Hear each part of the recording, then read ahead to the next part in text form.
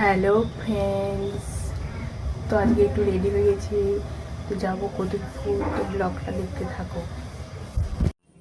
তো বাস স্ট্যান্ডে চলে এসেছি। এটা হচ্ছে আমাদের খাটুল বাস স্ট্যান্ড। বাসে চেপে আমার দেখা হচ্ছে, চলো। তো বাসে চেপে পড়েছি, ব্লগটা দেখতে থাকো, আশা করছি ভালো লাগবে।